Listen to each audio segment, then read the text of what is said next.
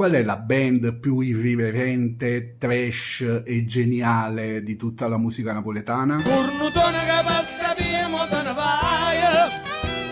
Ovviamente sto parlando degli Squallor. Il video che ti ho proposto è di una celebrissima cover band napoletana degli Squallor, nella quale suono anch'io. Band icona di una generazione, attivi dal 71 con il loro primo pezzo 38 luglio, sono rimasti sulla scena fino a metà degli anni 90, scrivendo delle canzoni talmente trash e volgari che fanno il giro dall'altro lato e diventano poesia pura.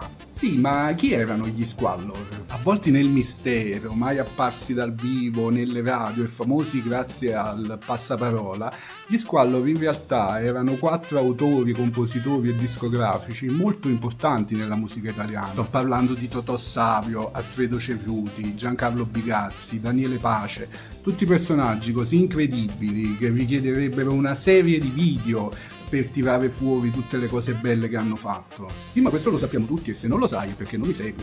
Quindi seguimi, lascia un like, condividi il video e mi raccomando chiuditi in casa a sentire tutti i brani degli Squallor. Sicuramente una caratteristica di tutte le canzoni più famose degli Squallor è proprio il sax. Ci sono dei soli di sassofono nei loro brani pazzeschi. Io mi sono sempre chiesto, ma chi è che suonava il sax nei pezzi degli Squallor? È sempre stato un mistero, innanzitutto perché nei dischi non ci sono informazioni su chi sono i musicisti che hanno partecipato. Quello che è certo è che la parte musicale dei brani degli Squallor era curata da Totò Savio, quindi magari in quei pezzi ci sono i musicisti che abitualmente collaboravano con lui. A confondere ancora di più le acque, c'è un personaggio napoletano che da anni afferma di essere lui, il sassofonista che ha registrato ad esempio Cornutone, ma basta andarlo a sentire, io lo conosco di persona e non lo voglio citare, per capire che il suo suono è molto diverso da quello che sentiamo nei dischi. Il dubbio ce lo toglie finalmente Jacqueline Savio, la moglie di Totò Savio, nel libro Cuore Matto, dove tra tante cose bellissime che dice svela anche tutti i nomi dei musicisti che hanno partecipato alle registrazioni. Datosi che c'era questo dilemma, che questa persona diceva di essere lui, che però nel libro c'era scritto un altro,